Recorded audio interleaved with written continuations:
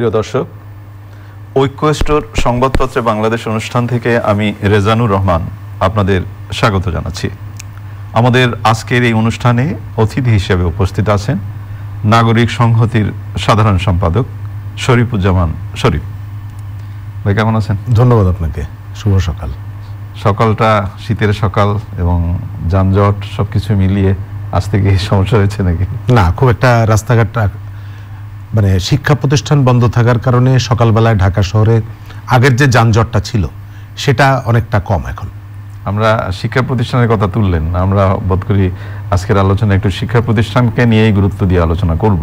আমরা পত্রপত্রিকার একটা হেডলাইন পড়ে শোনাই আপনাকে, তারপর কথা বলি। প্রথম আলোতে হেডলাইন হয়েছে শিক্ষা জীবন স্বাভাবিক করতে গুচ্ছ পরিকল্পনা, করোনার টিকার তোড়জোড় শুরু।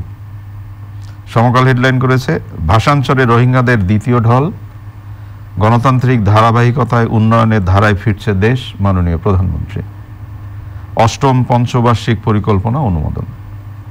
কালের কণ্ঠ হেডলাইন করেছে অস্থির চালের বাজার, আমদানির সিদ্ধান্ত দেরিতে বাস্তবায়ন নিয়ে প্রশ্ন। বাংলাদেশ প্রতিদিন হেডলাইন করেছে বছর জুড়ে আলোচনায় স্বাস্থ্য খাত, ৭৭ বার পেছালো সাগর রুনির প্রতিবেদন। দেশ রূপান্তর হেডলাইন করেছে জুনে এসএসসি, জুলাইয়ে এইচএসসির পরিকল্পনা, সাবেক মেয়র খোকনের বিরুদ্ধে আদালতে মামলার আবেদন। ইত্তেফাক হেডলাইন করেছে এসএসসি ও এইচএসসি পরীক্ষার্থীর জন্য স্কুল কলেজ খুলতে পারে ফেব্রুয়ারিতে। আমাদের সময় হেডলাইন করেছে 31st নাইটে ছাদেও উঠেও উৎসবে মানা। একাদশ নির্বাচনের দ্বিতীয় বর্ষপূর্তি আজ, আওয়ামী লীগ বিএনপি পাল্টাপাল্টি কর্মসূচি। ভোরের কাগজ হেডলাইন করেছে সুবর্ণ জয়ন্তীতে পূর্ণাঙ্গ মুক্তিযোদ্ধার তালিকা, প্রশ্নবিদ্ধ যাচাই বাছাই প্রক্রিয়া, শিক্ষা ব্যবস্থাপনা নতুন রূপরেখা। যায় দিন হেডলাইন করেছে ফেব্রুয়ারিতে খুলতে পারে শিক্ষা প্রতিষ্ঠান। সময়ের আলোতে হেডলাইন হয়েছে ষষ্ঠ শ্রেণীতে ভর্তি বয়সের শর্তে স্থগিত। জনকণ্ঠ হেডলাইন করেছে সারা দেশে ওয়ার্ড পর্যায়ে পুলিশিং, পুলিশ যাবে মানুষের কাছে। শরীফ, এটা খুব চমৎকার, পুলিশ যাবে মানুষের কাছে। আমরা সময় পেলে বোধ করি এটা নিয়েও আলোচনা করব।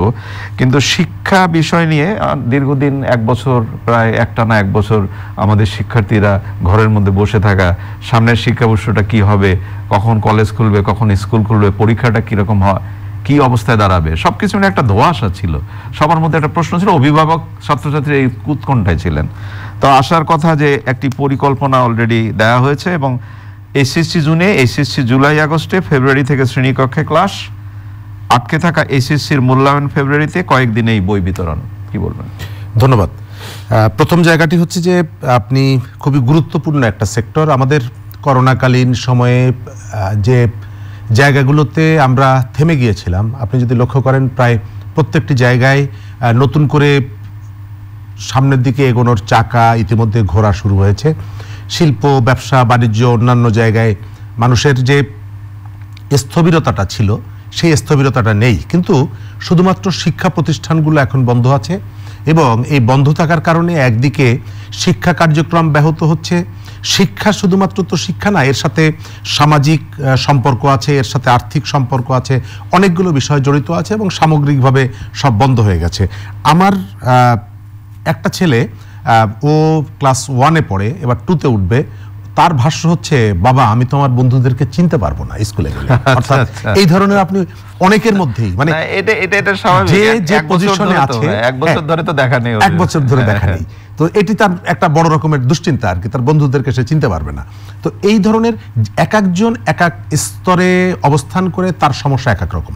আপনি যে সমস্ত কিন্ডারগার্টেন স্কুলগুলো আছে সেখানের অনেক শিক্ষক আছেন যারা এর উপরে ভিত্তি করেই তাদের জীবন জীবিকা চলে, তারা একটি বছর বসে আছে, অবর্ণনীয় কষ্টের মধ্যে আছে। তো আমার মনে হয় যে স্বাভাবিক করার জন্য যে উদ্যোগটি নেওয়া হয়েছে এটি আমি স্বাগত জানাই, ইতিবাচক। তবে কোনো কোনো ক্ষেত্রে আমার মনে হয় যে আমরা আরেকটু আগে শুরুটা করতে পারতাম। এই যে অধ্যাদেশের কথাটি বলা হচ্ছে যে এই ধরনের পরিস্থিতিতে অধ্যাদেশ জারি করার পরেই ফলাফল প্রকাশিত হয়। বলতে যাচ্ছেন যে অটোপাসের ব্যাপারটা যে এটা করতে, মানে যে ঘোষণাটা দিতে হবে সেটা অধ্যাদেশের মধ্যেই দিতে হবে, অধ্যাদেশের মধ্যেই দিতে হবে। তো আমরা যেহেতু পরিস্থিতিটা জানি যে এরকমই হবে, সুতরাং অধ্যাদেশ আগে করা যেত, যেহেতু আমরা পরীক্ষা নিতে পারছি না। ফলে এই জায়গায় কতগুলো জায়গায় আমার মনে হয় যে আগের থেকে প্রস্তুতি নেওয়া যেত।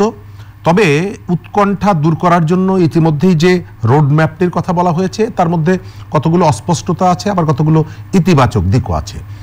দ্বিতীয় জায়গাটি খুবই গুরুত্বপূর্ণ, সেটি হচ্ছে যে নতুন বছর। আপনি জানেন যে আমাদের এখানে সব স্কুলগুলোতে ধনীর সন্তানরা পড়ে না, বিভিন্ন আর্থিক সঙ্গতে সম্পন্ন পরিবার পড়ে, কিন্তু একটা জিনিস কিন্তু আমরা দেখতে পাই, সেটি হচ্ছে যে নতুন বছর ভর্তি প্রক্রিয়া, বই বিতরণ এবং অন্যান্য যে কাজগুলো সরকার বই বিতরণ করছে, এটি খুবই ইতিবাচক দিক। বছরের প্রথম দিন আমরা ছোটবেলায় মনে আছে যেদিন নতুন বই হাতে পেতাম, আমার মনে হয় যে ঈদের থেকে বেশি আমাদের আনন্দ হতো। তো একযোগে সারা দেশে বিপুল সংখ্যক শিক্ষার্থীর হাতে বই যাচ্ছে, এটি যেমন ইতিবাচক। আবার প্রথম বছরের শুরুতে ভর্তি প্রক্রিয়ায় বেশ কিছু স্কুল, বেশিরভাগ স্কুল, তারা কিন্তু শিক্ষার্থীদের কাছ থেকে টাকা নেওয়ার ক্ষেত্রে তাদের মধ্যে একটি প্রতিযোগিতা তৈরি হয়। নানা কারণে নানা রকমের ফি আরোপ করে অভিভাবকদের কাছ থেকে কিভাবে কত বেশি সংখ্যক টাকা আদায় করা যায়, এই ধরনের একটি প্রবণতা তৈরি হয়। এবং কখনো কখনো দেখা যায় যে সরকারের যে নির্দেশনা থাকে, সরকারের যে গাইডলাইন থাকে, সেই গাইডলাইন উপেক্ষিত হয়। এটি আপনি জানুয়ারি মাসের 15-20 তারিখের পর থেকে পত্রপত্রিকায় দেখবেন যে অমুক স্কুলে অতিরিক্ত ফি আদায় করা হচ্ছে, অমুক স্কুলে অতিরিক্ত ফি আদায় করা হচ্ছে। এবং শিক্ষাক্ষেত্রে দুর্নীতি তো আছেই। গতকালকে দেখেছেন যে বিকারুন্নিসার অধ্যক্ষকে সরিয়ে দেওয়া হয়েছে। সুতরাং এই জায়গাগুলোতে শুধুমাত্র গত 1 বছর শিক্ষা কার্যক্রম বন্ধ থাকার কারণে এর বিভিন্ন স্তরে কিন্তু নানা ধরনের ধুলার জন্ম হয়েছে। এই ধুলোগুলোকে আপনাকে পরিষ্কার করতে হবে, এটিকে আপনাকে সাফ করতে হবে। তবে আমরা চাই শিক্ষার্থীরা তাদের শিক্ষা জীবনে ফিরে যাক। পৃথিবীর বহু জায়গায় এই ধরনের সংকটের মধ্যেও শিক্ষা প্রতিষ্ঠান কিন্তু তারা খোলা রেখেছে। আমাদের প্রতিবেশী ভারতে আমরা দেখেছি যে সেখানে পাবলিক পরীক্ষাগুলো হয়েছে। সুতরাং আমরা এখানে সাহস করিনি। এটির থেকে গুরুত্বপূর্ণ হচ্ছে সম্ভবত আমাদের আত্মবিশ্বাসটা ছিল না যে আমরা এই প্রক্রিয়াটিকে ম্যানেজ করে নিতে পারব। এই জায়গায় একটু বলি, সাহস করিনি হয়তোবা আত্মবিশ্বাসের জায়গা। আমার নিজের কাছে একটি প্রশ্ন মনে হয় যে দীর্ঘদিন আমি ইত্তেফাকে শিক্ষা বিষয়ক সাংবাদিকতা করেছি। আমার একটা প্রশ্ন দেখা দিয়েছে, যেটা হলো যে অটোপাস তো আমরা অনেক আগে করে দিলাম, অটোপাস হয়ে গেল। এখন যদি প্রশ্ন হয় যে একটা অধ্যাদেশ দেওয়ার পরে অটোপাসের এই ফলাফলটা প্রকাশ করতে হবে, তাহলে অটোপাসের সাথে সাথে এইটা তো আর স্বাস্থ্যবিধির ব্যাপার ছিল না, এটা তো অধ্যাদেশটা আপনি খুব তাড়াতাড়ি ওইটাই বললাম যে অনেক ক্ষেত্রে এই যে আমরা লেন্দি করি, আমরা যে অপেক্ষা করি দেখি না কি হয়, এইটা বোধহয় পুরো সময়টা দেখা গেছে। এবং আমরা একদিন দুদিন পর পর দেখেছি যে সরকার সিদ্ধান্ত ঘোষণা করতে যাচ্ছে, হয়তো আজকে ঘোষণা করবে। অর্থাৎ আমি ওই যে শুরুতেই ওইটাই বললাম যে অনেকগুলো ক্ষেত্রে আমরা মনে হয় ওই যে আপনি যেটি বলেছেন যে দেখি না কি হয়, কারণ এই যে অধ্যাদেশের বিষয়টি এটি তো আগে করে ফেলা যেত। আপনি সিদ্ধান্ত অনেক আগেই নিয়েছেন, ফলে কোনো জায়গায় আমার মনে হয় যে, তবে আমরা এটিও জানি যে আমাদের শিক্ষামন্ত্রী অনেকদিন করোনায় আক্রান্ত ছিলেন, সেখান থেকে তিনি সুস্থ হয়ে ফিরেছেন। তবে কতগুলো পলিসি গ্রহণের ক্ষেত্রে মন্ত্রী বা মানে দায়িত্বপ্রাপ্ত মানুষ করোনায় আক্রান্ত থাকবেন, কিন্তু আমি ওই জায়গাটাই আসছি, সিদ্ধান্ত তো আমি ওই জায়গাটাই আসছি যে তিনি এই সিদ্ধান্তটি, আমার ধারণা এই সিদ্ধান্তটি একমাত্র তিনি দেন না, আরো উপর থেকে আসছে। সুতরাং এই সিদ্ধান্তটি তিনি অসুস্থ থাকলেও সিদ্ধান্ত দেওয়া যাবে না, বা তার অধীনস্থ যারা আছেন তারাই সিদ্ধান্তটি বাস্তবায়ন করার ক্ষেত্রে এগোতে পারবেন না, এটি আমার কাছে মনে হয়। আপনি কি এই ব্যাপারে একটু বলবেন? আমি পত্রপত্রিকায় দেখলাম রিপোর্টে যে ক্লাসে রোল নাম্বার থাকবে না, বা এরকমের একটি সিদ্ধান্ত বোধ করি আছে, এটা কি হবে? আমি যেটুকু সংবাদে দেখেছি, ওই যেটি বললাম যে কিছু কিছু ক্ষেত্রে অস্পষ্টতা আছে। তবে এই ক্ষেত্রে সম্ভবত 1 বছরের জন্য, যেহেতু তারা পরীক্ষা অ্যাটেন্ড করছেন না, সুতরাং আপনি পুরনো ফলাফল ধরে গতবার যার 1 রোল ছিল এবারও তাকে আপনি যদি 1 রোল দেন, তাহলে 2 রোলের সাথে হয়তো অবিচার করা হবে, কারণ এবার হয়তো 2 বা 3 পেছনের কেউ এসে ওই জায়গাটা, এটা তো স্পষ্ট হয়ে গেল সবাই অটো পাস, এখানে তো ফার্স্ট সেকেন্ড থার্ড কেউ হচ্ছে না, সেটি হচ্ছে না। কিন্তু যখন রোলটা আপনি দিবেন ক্লাসে, 1-2 রোল তো আপনাকে দিতে হবে। তো গত বছর যে 2 রোল হয়েছে হয়তো 1 মার্কের ব্যবধানে, এবার ওই 1 মার্ক সে কাভার করতে পারতো, তার 1 রোল হওয়ার সম্ভাবনা ছিল। তো যেহেতু একটা অস্বাভাবিক পরিস্থিতি, কখনো কখনো অস্বাভাবিকতা আবার মেনেও নিতে হয়। সময়ের সাথে তাল মিলিয়ে আমাদের করতেই হবে। আমরা একটু ভিন্ন প্রসঙ্গে আসি। আমরা প্রত্যেক দিনই প্রায় বেশ কয়েকদিন ধরে আমরা চাল নিয়ে কথা বলছি, চালের বাজার। কালের কণ্ঠ আমার সামনে আছে, এখানে হেডলাইন হয়েছে যে অস্থির চালের বাজার, আমদানি সিদ্ধান্ত দেরিতে বাস্তবায়ন নিয়ে প্রশ্ন। আমি যে ছোট্ট করে আপনাকে এর ইন্ট্রোটা একটু পড়ে শোনাই। চালের দাম বাড়তে থাকায় 5 মাস আগেই প্রধানমন্ত্রী বিদেশ থেকে চাল কেনার অনুমোদন দিয়েছিলেন। আগস্টে নেওয়া সেই সিদ্ধান্ত বাস্তবায়নে ডিসেম্বর দাঁড়িয়ে গেল কেন? আবার এখানে বলা হচ্ছে যে সিদ্ধান্ত গ্রহণে মন্ত্রণালয়ের ঢিলেমি ছিল, আমদানি 10 লাখ টনে সীমাবদ্ধ রাখার আহ্বান। সবকিছু মিলে এই যে চালের অস্থিরতা, এটা কি দূর হবে কবে? গত পরশুদিন আমি একটা টেলিভিশনে ছিলাম এই ইস্যুতে, এবং আমার সঙ্গে অটো রাইস মিল যে অ্যাসোসিয়েশন তার সভাপতিও ছিলেন, এবং যারা নিয়ন্ত্রণ করে। তবে তার ভাষ্য হচ্ছে যে তিনি অস্বীকার করেননি যে এরকমের একটি পরিস্থিতি, এবং তিনি এটার জন্য অভিযুক্ত করেছেন বড় কয়েকজন চাল ব্যবসায়ীকে, যারা আসলে এই অ্যাসোসিয়েশনটা নিয়ে এগুলো কোনো কিছুই মানেন না। দ্বিতীয় জায়গাটি হচ্ছে যে আপনার এই যে চালের দাম বেড়েছে, এটি ব্যবসায়ীদের কারসাজি। এর পেছনে উৎপাদন এবং সরবরাহের যে আচ্ছা শরীফ, একটা জিনিস এটা আমি জাস্ট একটু ছোট্ট করে আপনাকে জানতে চাই, এই যে ব্যবসায়ীদের কারসাজি বা সিন্ডিকেটের কারসাজি, বাংলাদেশে বহুল প্রচলিত শব্দ সিন্ডিকেট। সিন্ডিকেট ভাঙা যায় না কেন? সিন্ডিকেট কেন ভাঙা যায় না, আমি ওই জায়গাটাই আসছি।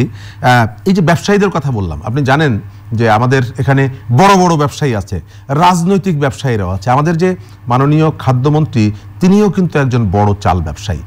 তো আপনার ঘরে কতটুকু চাল আছে, কতটুকু পেঁয়াজ আছে, এটি আপনি যদি ঘরের কর্তা হিসাবে, সংসারের প্রধান হিসাবে আপনার যদি এটি নজরে না থাকে, সকালবেলায় ভাবি রান্না করতে যাবে, তখন চাল নাই, ওই সময় আপনাকে দৌড়াতে হবে চাল কেনার জন্য, তাহলে আপনি আদর্শ স্বামী নন, আপনি আদর্শ অভিভাবক নন।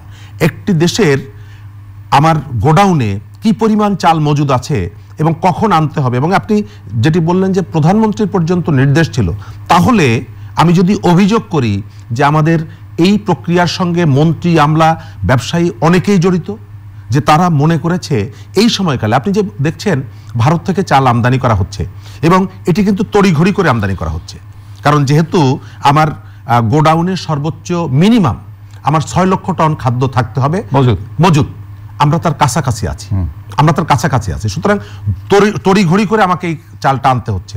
আমি অন্য মার্কেটগুলো সার্চ করতে পারছি না। বাড়ির কাছে তারা যেভাবে বলছে, কিছুটা হালকা কিছুটা বার্গেনিং করে আমি চালটা নিয়ে আসছি, অথচ আমি যদি 6 মাস আগে তাহলে বার্গেনিং করতে এই অ্যাসেসমেন্টটা আমার থাকতো, তাহলে আমি বার্গেনিংটা করতে পারতাম, এবং হয়তো $1 কম দামে হলেও আমি চালটি আনতে পারতাম। তাহলে এই দামটি আমার দেশের জন্য উপকার হতো একটু কম দামে। দ্বিতীয় জায়গাটি হচ্ছে যে এই সময়কালে এই অনুপস্থিতির কারণে আপনার পকেট থেকে সব থেকে দাম বেড়েছে কিন্তু মোটা চালের। মোটা চাল সব থেকে বেশি মানুষ খায়, সাধারণ মানুষ খায়, আর প্রতি কেজি চালে আপনি 5 টাকা, 6 টাকা, 7 টাকা পকেট কেটে নিয়ে যাচ্ছেন। এবং আপনি জানেন যে আমাদের এখানে চালের ব্যবসা নিয়ে একটা মারাত্মক প্রতারণা আছে। আমরা মিনিকেট চাল খাই, সব থেকে বেশি চলে মিনিকেট চাল। বাংলাদেশে মিনিকেট ধান নামে কোনো ধান উৎপাদন হয় না। তাহলে এটি কিভাবে হয় এটা সবাই জানে, এটি সবাই জানে। মোটা চাল মেশিনে কেটে, এটি এক রকমের প্রতারণা, এটা এক রকমের প্রতারণা, এবং মেশিনে কেটে চিকন করা হয় এবং সেটা অতিরিক্ত দামে বিক্রি করা হয়। সবাই জানে, যিনি খাচ্ছেন তিনিও জানেন, যিনি বানাচ্ছেন তিনিও জানেন। সুতরাং এটি বন্ধ করার জন্য কি আপনি কোনো পদক্ষেপ নিয়েছেন? না।